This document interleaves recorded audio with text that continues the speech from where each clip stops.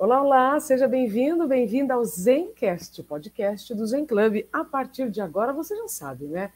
Vem um conteúdo muito importante para te trazer ideias, inspirações para tomar boas decisões e assim viver melhor. Adivinha qual é o nosso tema de hoje?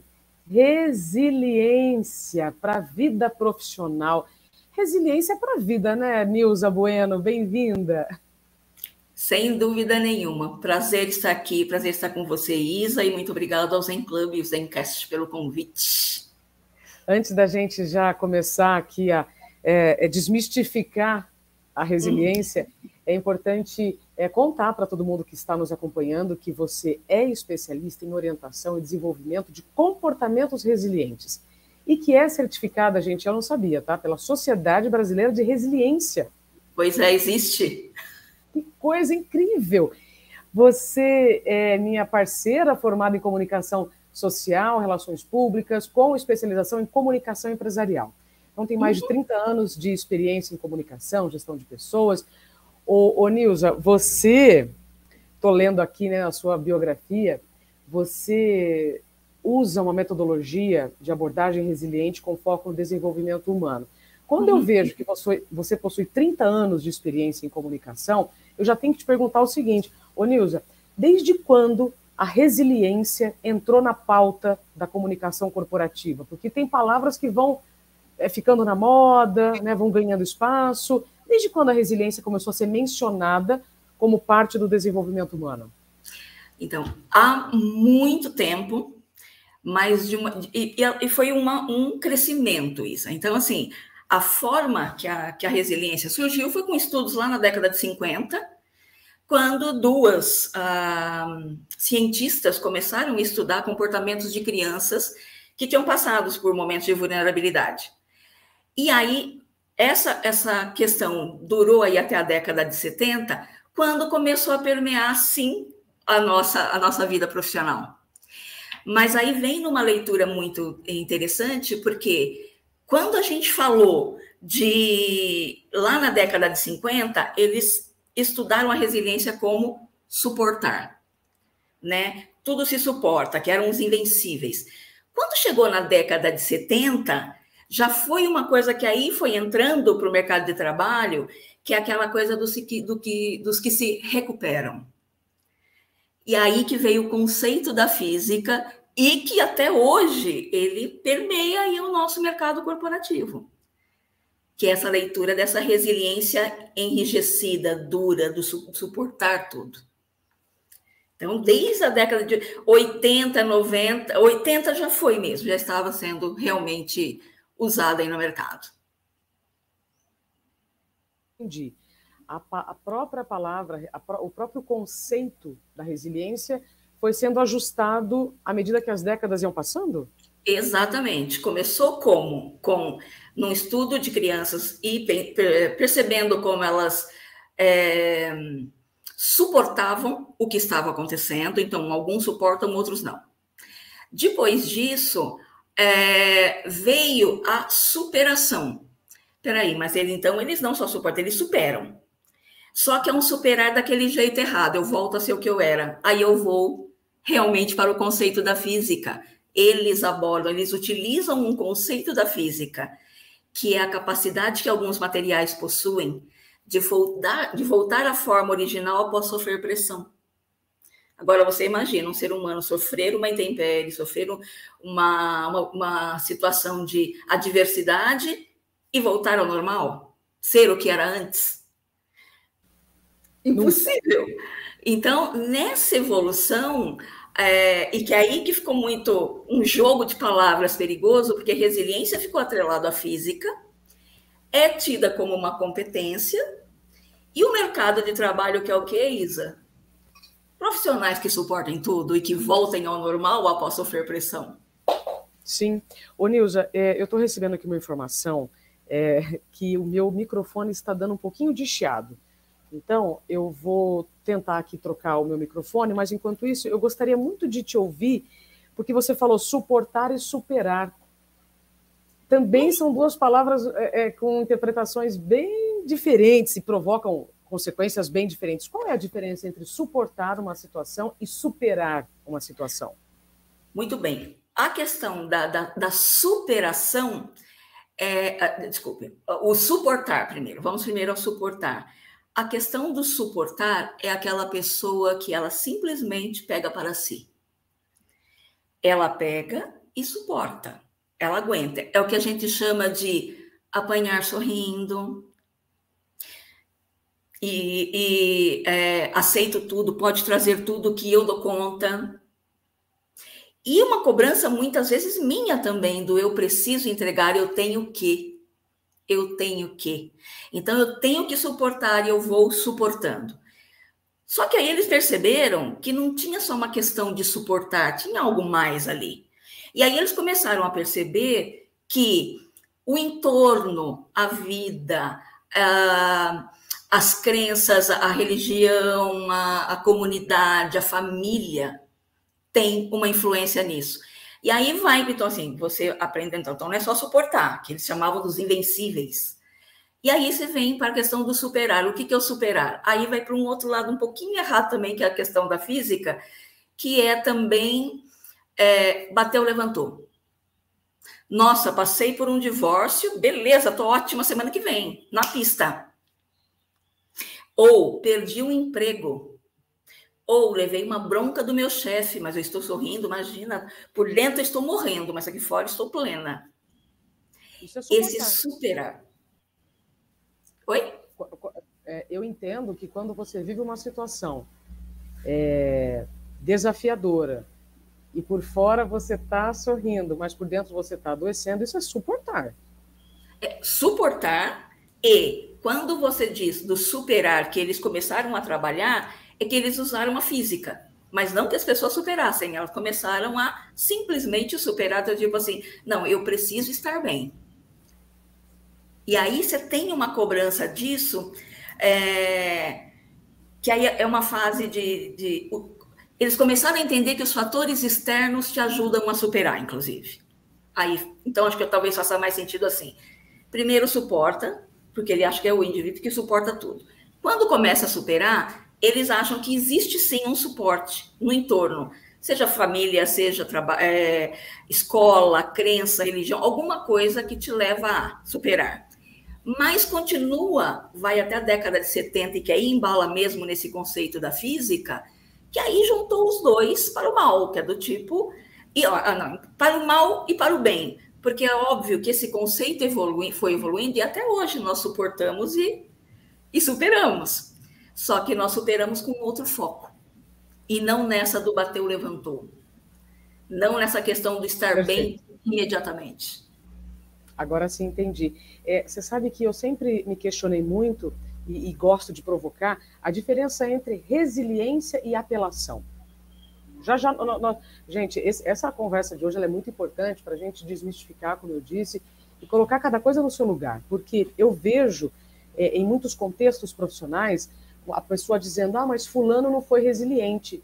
Mas qual é a visão que você tem de resiliência? Porque até que ponto você ficar suportando e segurando e usando recursos artificiais para suportar uma situação que muitas vezes está insuportável é resiliência. Eu já chamo isso de apelação. Eu, por exemplo, posso falar aqui por mim, gente, eu apelei para remédios, estimulantes, muitas coisas externas para dar conta de algo que era insuportável. E aí, eu deixei de ser resiliente ou eu comecei a ter consciência que aquele não era o caminho, Nilza? Então, olha, que interessante isso. Em primeiro lugar, né? A gente não é resiliente, a gente está. Então, tem uma diferença gigante. Porque o que o mercado, de forma geral, vende, que ele demanda, você pode ver em processo seletivo. Nós queremos alguém com uma competência de ser resiliente. Você precisa ser resiliente. Buscamos um profissional resiliente. Então, mas que tipo de resiliência? É o que suporta tudo? Enfim, por isso que eu falo assim, então, gente, não. Essa questão primeiro, a gente não é resiliente, a gente está. Então, o ser resiliente, ele vai trazer uma palavra nova que vai contra tudo isso que a gente está falando, que é a flexibilidade. E é uma flexibilidade na forma de pensar. E tem limite? Como essa flexibilidade? Assim? Por exemplo, a resiliência indo pelo caminho de ser flexível para se adaptar. Qual é o limite dessa flexibilidade? Qual é o ponto em que o indivíduo consegue entender, bom, até aqui eu consigo me flexibilizar, a partir daqui eu já começo a adoecer? Que é o que a gente fala, que a gente busca, na resiliência que a gente busca é o equilíbrio, sempre. Então, é interessante você perguntar isso, porque quando a gente fala de limite, a única pessoa que pode saber o seu limite é você mesmo, que é o aprender a dizer não, que a gente ouve tanto sobre isso. Uhum. E aí tem uma coisa na resiliência que é muito legal. Na resiliência, sempre, é primeiro eu. Só que para eu me colocar em primeiro lugar, porque assim, nossa, mas é uma visão meio egoística. Não, não é. Porque se eu estiver bem com quem eu sou, como eu estou e o que eu posso fazer, sabendo meus limites e sabendo como eu reajo às coisas, eu consigo estar bem para ajudar todo mundo. Então, na resiliência, sempre primeiro eu. Então, essa flexibilidade no pensar, exatamente é isso. Eu não preciso chutar todas as bolas. Eu posso me fingir de morto aqui, beleza? Mas é isso, e tem muito a ver com a definição de resiliência que a gente trabalha, que eu trabalho e que tem na Sociedade Brasileira de Resiliência, que é com essa abordagem resiliente. Para quem está chegando agora, Nilza, então, o que é resiliência e o que não é resiliência? Muito bem, eu vou começar com o que não é. Resiliência não é suportar tudo, não é ter rigidez de comportamento, rigidez de crença, não é apanhar sorrindo, não é bancar tudo como você fosse a solução para todas as coisas. E o resiliente, ele não tem resposta pronta para tudo. Outra coisa, resiliência, ela não nos blinda das intempéries ou dos problemas. A resiliência nos leva a conviver e entender e superar da melhor forma. Agora, o que é resiliência? Então, a resiliência é a capacidade de pensar e organizar estrategicamente as nossas próprias verdades.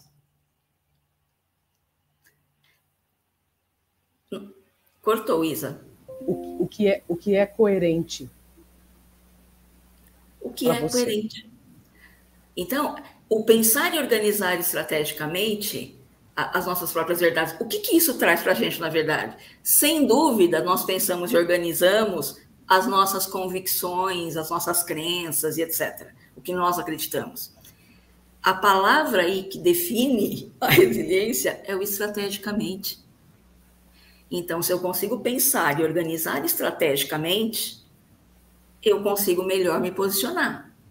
Só que para eu pensar e organizar estrategicamente, eu preciso me conhecer. Então, a essência da resiliência é o autoconhecimento. Não tem como.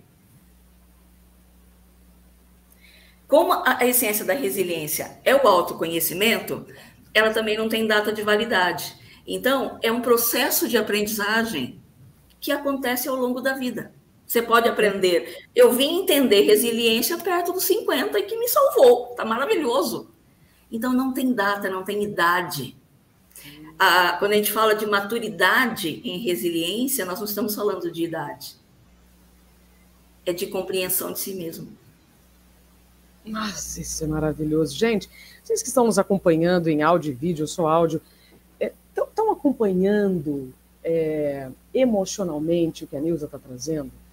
Não tem idade para você, então, absorver a essência da resiliência, mas uma coisa é certa, ela vem com autoconhecimento. Então, se você foge, né, dos seus sentimentos, das suas limitações, isso não vai contribuir para o seu desenvolvimento pessoal, certo, Nilza? Isso. E olha, uma coisa que é importante dizer, nós tratamos muito a resiliência como uma competência, né? Tanto que é vendido no mercado assim, empresa procura profissional resiliente. É uma competência até, mas é mais que isso, ela é um atributo. Ela é uma característica nossa, gente.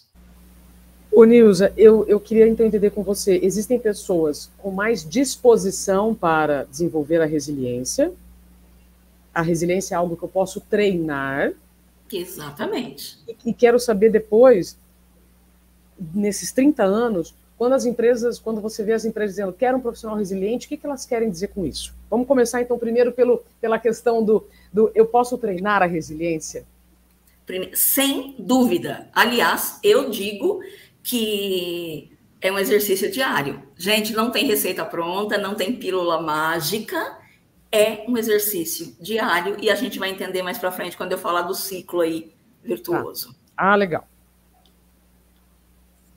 E a outra pergunta que você queria, o que as empresas buscam num profissional resiliente? O que elas querem dizer com isso? Elas querem dizer que elas querem alguém. O super-homem não pôde comparecer para a vaga, desculpe, né? Aquela coisa assim. Porque é aquela pessoa que tem capacidade de resolver todos os problemas, não tem problema de relacionamento, não trabalha bem com conflitos, mas ela suporta tudo. Pode mandar que eu resolvo. Eu consigo ter saídas para tudo. Mas por uma outra ótica daquele ser humano que tem que aguentar para valer. Vai jogando e ele vai aceitando. Olha, manda que eu mato no peito. Há uma expectativa de que a pessoa seja assim. E a gente não tem condição de ser assim. Eu até arrisco dizer que, em alguns momentos, você pode, né, como isso você falou, consigo ter saída para tudo. Em alguns momentos você consegue ter saída. Exato. Você consegue suportar, né, uma coisa um pouco mais pesada, mas o tempo todo não. Então, e você entende que aí que é eu pensar e organizar estrategicamente o que eu estou acreditando para ver até onde eu vou? Perfeito. Para mim, essa definição aqui, gente, ela vamos repetir, né, a capacidade de pensar e organizar estrategicamente nossas próprias verdades. Então, como é que você vai fazer estrategicamente para lidar com aquele pepino, com aquele abacaxi, com aquele problema? Não, e aí entra uma coisa interessante, que assim, o que é a nossa verdade? A nossa verdade são as nossas convicções. As nossas crenças que nós fomos adquirindo e nos formatando ao longo da vida, que são compostas de vozes externas. Então, tem a ver com a família, tem a ver com a comunidade, o país, o que você viveu, a forma estrutural dessa família, como você foi tratado. E aí a gente passa por tudo, Isabela, desde ser filho mais velho, filho do meio, filho mais novo, um pai mais bravo, uma mãe mais carinhosa. Então, são as vozes que vão se repetindo na nossa vida e que, quando crianças, são repetições e que a gente olha para essas vozes como autoridades e a gente absorve e elas vão nos amalgamando, vai nos formando. Então, muitas convicções, eu brinco muito, fazer a piada que eu brinco, assim, é meio absurdo, tá? Mas assim, sabe aquela história de assim, você é do tipo que você põe feijão embaixo e arroz em cima, ou arroz embaixo e feijão em cima? Ou você põe um do lado e outro do outro? E normalmente quando você fala isso, a pessoa para e pensa. Todo mundo tem um jeito. Agora, de onde veio? Por que é que você faz desse jeito? Exato. Adorei também essas vozes externas que vão se repetindo durante a nossa vida e que, se você não para pensar, você vai repetindo, né? Você vai adaptando e você crê que é seu. Só que essas vozes têm o poder de impactar a tua rotina hoje na busca de ser resiliente, entre aspas. Ah, que demais. Olha, eu vou dizer para você, Nilza, resiliência não é apelação, gente. Nunca. Nunca. Muito bem, dona Nilza Bueno. Essa nossa conversa aqui, olha, pode transformar muitas vidas, desde que você que está nos acompanhando escolha experimentar. Experimentar, né, Nilza? Você comentou agora sobre círculo virtuoso. O que é isso? Muito bem. E uma coisa que eu falei antes, o que a gente traz, eu falo assim, o meu foi uma experiência pessoal e que me trouxe por esse caminho que eu estou amando. Mas, Isa, o que a gente propõe é uma reflexão. É uma reflexão e que você escolha e veja se faz sentido para a sua vida. E o fazer sentido faz sentido de que forma? Porque hoje está muito comum assim, é tal coisa. Faz sentido para você? Aí a pessoa fala, faz. Então, mas faz de que forma? Então, de que forma isso que nós estamos colocando aqui hoje, esses conceitos e essa reflexão, faz sentido para você. Como você aplica? Né? Vamos falar sobre o ciclo virtuoso. Esse ciclo virtuoso que eu gosto de falar é a compreensão desse autoconhecimento sob a ótica da resiliência. Então, o que é o ciclo virtuoso? Ele é composto de percepção, consciência e transformação. Repete, por favor. Então, vamos lá. O ciclo virtuoso ele é composto da percepção, consciência, que vai gerar a transformação. E aí é o que a gente busca da resiliência. Então, essa coisa da resiliência etérea, do conceito que vem de longe. Não, a gente consegue aterrissar e se perceber. E é isso. Então, assim, o que é a percepção? Vamos falar de cada um deles. A percepção é isso que a gente está fazendo agora, que você está fazendo nesse primeiro momento. Então, a pergunta que eu faço é sempre assim: como é que você reage diante de situações adversas? Ou como você vê e você aborda o mundo? Como é que você olha para isso? Nós estamos falando das nossas convicções. Então, como você faz escolha e lida com a mudança?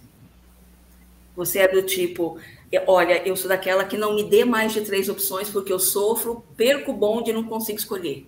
Okay. Ou eu não, olha, eu já pego a primeira e já vou porque eu não quero pensar. Ou, na mudança, eu resisto até o fim para não mudar. Ou eu não, assim, ó, já estou voando, já me entreguei, o que é o novo e para onde eu vou. Quem é você olhando nessa abordagem para o mundo? Então, essa questão de como é que você compreende, essa questão de compreender como você age e reage diante de problemas. Você é do tipo que você vai para cima?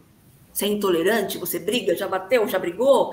Não, você engole, dá aquela travada no maxilar, mas aqui dentro já sobe um vulcão queimando tudo, travou a coluna, instalou a enxaqueca. O que eu faço? Ô, Nilza, mas isso é saúde mental, né? Total, completa. Isso, então, essa percepção... É o comportamento de quem está com mais saúde mental e menos saúde mental. Exato. Mas o que acontece? A gente não para se perceber. E aí, quando a gente não para se perceber de como a gente é, como a gente reage, é isso que o autoconhecimento traz, né? Essa possibilidade de trazer para a consciência. E aí, a gente vê muito forte o quê? A gente agarrando muito forte as crenças que a gente tem. E aí, qual o risco que a gente corre? De ficar cego para uma realidade. Uhum. E enxergar apenas o que se encaixa na nossa convicção e na nossa crença.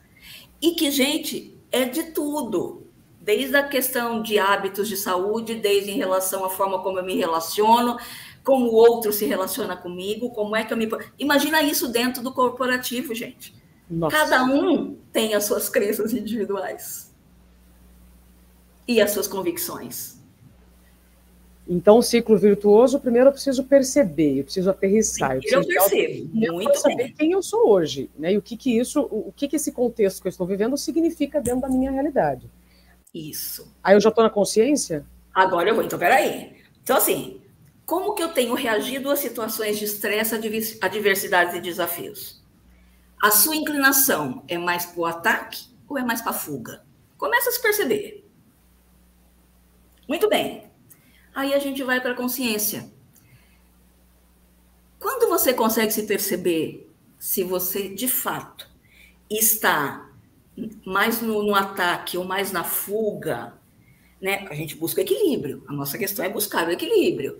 Então, quando você começa a se perceber, aí sim, Isa, você está percebendo, você traz para a consciência, você vai conseguir ressignificar e reorganizar aquelas verdades que a gente falou. Aí eu começo a reorganizar verdades e convicções para mudar comportamentos que impedem ou que comprometem o que aspiramos ser ou como a gente deseja viver. E isso é muito, muito maluco, porque a gente sustenta padrões, a gente vem sustentando comportamentos, a gente sonha, a gente tem idealizações de futuro, mas o futuro está para cá e o nosso padrão está para o outro lado. A gente repete. É ilusão. Total. E aí, como conseguir algo diferente fazendo do mesmo jeito, né? Só que a gente não percebe que isso é dentro da nossa cabeça. Então, olha só, quando eu estou na percepção e eu vou para a consciência, uma coisa que eu preciso muito saber fazer é tomar muito cuidado com o sentimento que gera um pensamento que cria uma realidade. E essa realidade só está na cabeça da gente. Então, eu tenho um sentimento aqui, não importa qual seja, que a gente também não nomeia, a gente é muito ruim disso.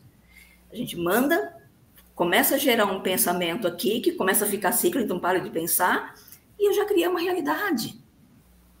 E eu sofro nessa realidade, e aqui fora é outra coisa. Porque nós temos a mania de querer interpretar segundo a nossa ótica.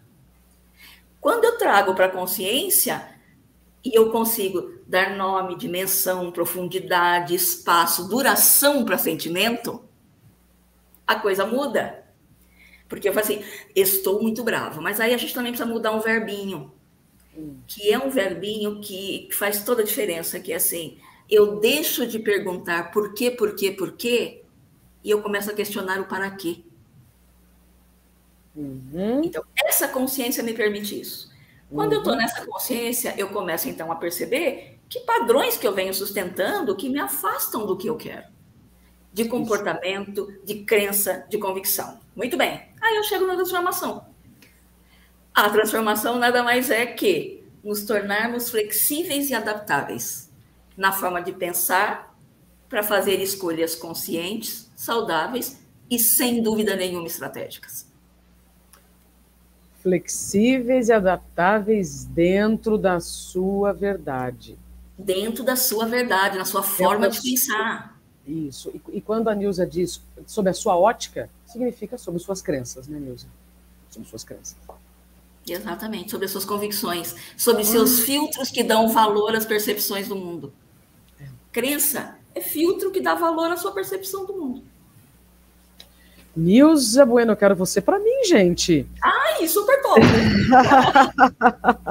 É isso, né? Qual é o seu filtro diante de cada situação?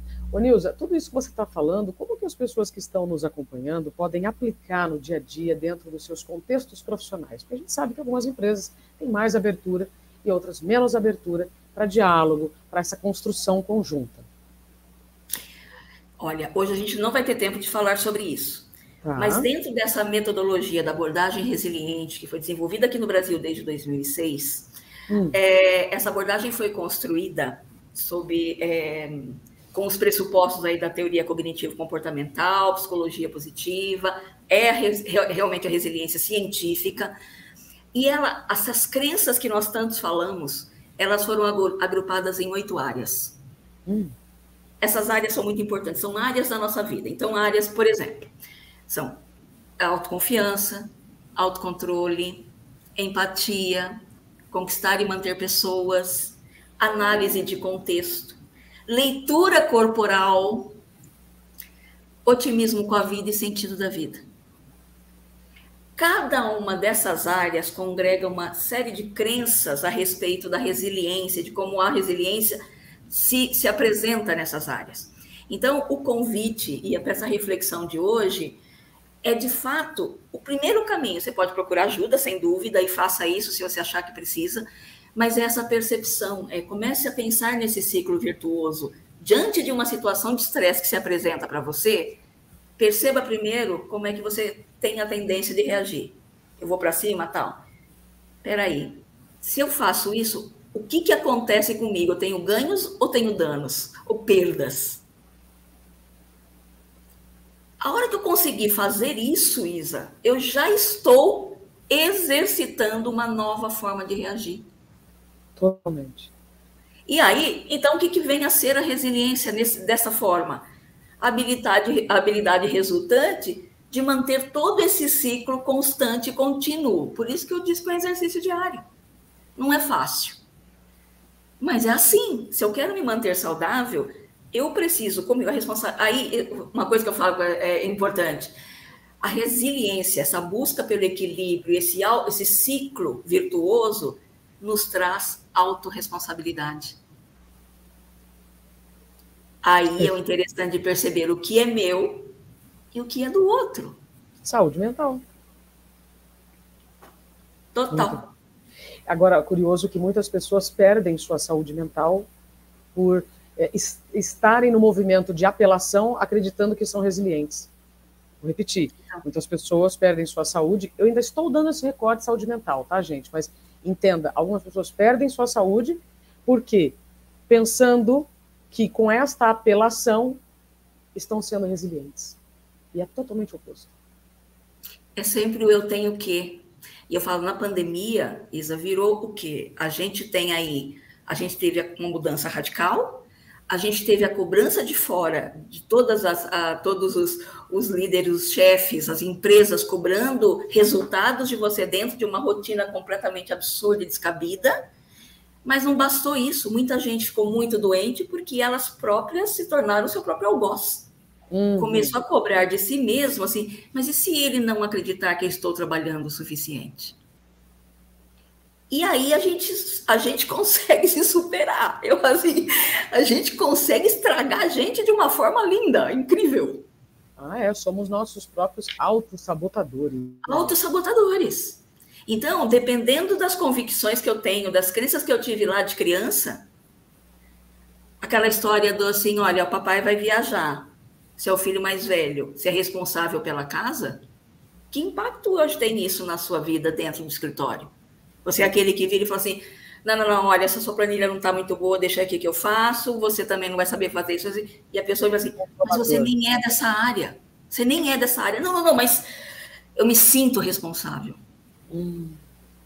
Então, esse ciclo, essa percepção de como você é, das suas crenças, da sua história, das vozes que até hoje impactam a sua vida, que tem as boas e tem as ruins, gente. Né? Tem boa também, tem aquela que assim, você sabe que vai dar certo no final, vai lá, força. Mas você tem aquelas que falam assim, não acredito que você fez isso de novo. Não acredito que você caiu, que você não se posicionou. Não acredito que você engoliu outra vez. Excelente. Gente, isso aqui é uma sessão de terapia, tá? Estou passando pela terapeuta Nilza Bueno. Ô, Nilza, nessa sua trajetória, com tantas empresas, com tantas descobertas, qual é o papel da terapia para o treinamento, para o desenvolvimento da resiliência? Olha, eu estou numa formação de psicanálise, sou formanda em psicanálise e fui buscar esse suporte. Parabéns. E eu acredito, gente, então, desculpa, para mim, assim, a terapia é para todos, independentemente de... Porque a questão da terapia, gente, não é questão de estar doente, é uma questão de evitar ficar doente. Eu falo assim, o buscar a terapia é você se entender, você ter ajuda para se entender. Eu brinco que eu falo, eu tenho um encontro que eu chamo de Café e Resiliência, Isa. E esse Café e Resiliência é para falar de assuntos pontuais. E as pessoas trazem, que é uma terapia aí, vamos falando. Claro. Porque quando você fala, você elabora. Quando você fala, você elabora e você tem insights. Então, gente, não, terapia não é porque você está louco ou você está doente mental. Uma doença mental, melhor dizendo. Mas você pode estar mais doente da mente do que você imagina. Ô, Nilza, repete para mim, quando você faz a terapia, não é porque você está doente, é para evitar uma doença. Exatamente. É para evitar ficar. Isso. Mas muitas vezes, e aí, olha, gente, hashtag trago verdades. Muitas vezes a gente já está doente da mente, a gente fala doença mental, as pessoas assustam, né? Mas quando a gente fala assim, você está doente da mente com esse ciclo de pensamento. Não, gente, quem é que me dorme, vai dormir e fala, acorda às 3 da manhã pensando no trabalho que eu tenho que entregar quinta-feira? Como se você fosse resolver às 3 da manhã. E aí outras pessoas que viram assim, olha, nos últimos 2 anos, aí da pandemia, 3 anos, eu comecei a dormir mal. Pois é, né? Todo mundo tá dormindo mal. Gente, então não é normal, tem uma coisinha aí a ser trabalhada. Muitas coisas para trabalharmos. Então, ô, Nilza. E é isso. Infelizmente, nós só temos mais 5 minutos. Eu quero você para mim todos os dias. Que bom que o Zen Club nos proporciona encontros como esse contigo aqui no Zencast. Nesses próximos 5 minutos, Você quer falar sobre a escala de resiliência, existe um gradiente de resilientes, e depois as suas considerações, então, finais com essa escala, né? E como nós podemos, então, aplicar tudo isso. Eu vou falar rapidinho, eu vou falar do mas eu vou falar também de alguns atributos que se destacam com a resiliência que fazem muito sentido. Show! O primeiro deles é coerência. A questão da coerência é lógica e autenticidade. Um dos atributos que a gente consegue desenvolver. Por quê? Porque quando ao avaliar os pensamentos que me conduzem à ação, né, é a forma que vão me conduzir, se necessário, eu consigo me reorganizar e até ressignificar minhas verdades para mudar atitudes que podem impedir ou comprometer o que eu aspiro ser ou a forma como eu desejo viver. Então, esse exercício me ajuda a ser mais flexível no pensar para fazer as escolhas coerentes e autênticas sem perder a minha identidade. Então, a primeira coisa é a coerência. E aí isso se torna consistência, que é base sólida. Quanto mais me conheço, me aceito e sei dos meus limites, maior será a minha segurança e agilidade para acessar os recursos internos e externos em momento de adversidade. Ao me apoderar desses dois atributos, da coerência e da consistência, que o amadurecimento desse ciclo virtuoso na minha vida me disponibiliza, eu tenho um terceiro, que é a coragem. E a coragem aí é a justa medida acerca dos sentimentos de medo e de confiança que precisamos para enfrentar os desafios. Então, é nessa busca do equilíbrio onde o ataque ou a fuga se tornam ferramentas. Como? São ferramentas estratégicas de sobrevivência física e emocional, que eu consigo transitar entre as emoções de raiva e de tristeza, de medo e de ousadia, no empenho de seguir na construção do que eu quero. Então, é esse transitar, é a coragem disso. E aí, falando sobre a questão do Quest Resiliência, ela é uma ferramenta fundamental para a gente que trabalha com resiliência, desenvolvida aqui pelo Dr. Jorge Barbosa, que é o diretor científico aí da Sobrari, que permite mapear qual é a sua atual condição de resiliência e que evidencia os pontos que devem ser desenvolvidos. Então, você imagina um questionário que vai mapear nessas 8 áreas que eu citei, se você tem a tendência para o ataque à fonte do estresse, se você tem a passividade, o acatar a fonte do estresse, ou se você está em equilíbrio. E isso é o que ajuda muitos profissionais que eu venho trabalhando com muitos executivos, trabalhando com essa ferramenta, nessa percepção onde estão os ganhos e onde estão as perdas, onde estão as fortalezas e fraquezas. Gente do céu, é espetacular, Nilza. E aí, como é que a gente faz agora, quando o episódio acabar? Como que a gente continua te acompanhando? Como que a gente pode fazer esse teste? Muito bem, gente. Olha, esse teste se chama mesmo desenvolvimento de resiliência, é uma forma de coaching, é um coaching cognitivo resiliente, e que é um coaching diferenciado, porque assim, não é aquele coaching de metas que a gente normalmente está acostumado a fazer. Ele realmente é um voo de borboleta. Você realmente vai se perceber, se conhecer e trabalhar seus pontos fracos, suas fortalezas, e desenvolver. É um desenvolvimento para a vida profissional ou para a vida em geral, a vida cotidiana. E, sem dúvida, isso vocês me acham no Instagram, no @nilbueno. Tem também o Instagram Café e Resiliência, gente, que tem lá uns postzinhos. Adorei. E estou no Facebook como Nilza Bueno e no LinkedIn como Nilza Bueno também. Nilza com Z, tá, gente? Aí é Nilza com Z. Café e Resiliência. Já estou seguindo aqui, ó. Resiliência para transformar sua forma de viver e enxergar o mundo. Nilza, foi um encontro realmente muito importante para mim e para todos que se conectaram conosco até aqui. Microfone sempre aberto para você, quando quiser trazer qualquer descoberta, ou aquelas eurecas, né, que a gente que pesquisa bastante o assunto, você fala, nossa, agora caiu a ficha de tal assunto, volta, tá? Para a gente conversar mais. Voltarei para falar sobre as 8 áreas da resiliência, como é que elas afetam a nossa vida. Excelente. Nilza, muito obrigada pelo seu tempo e confiança, seguimos juntas. Muito prazer e muito obrigada mais uma vez, Isa. E a todos vocês que nos acompanharam até aqui, muito obrigada também pelo seu tempo e confiança. Obrigada por terem nos escolhido até aqui. A gente se encontra no próximo Zencast, o podcast do Zenclub.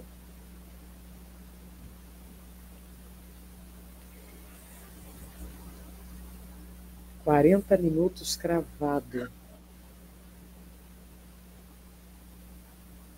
Estamos ao vivo, mas depois essa Eles final o Nil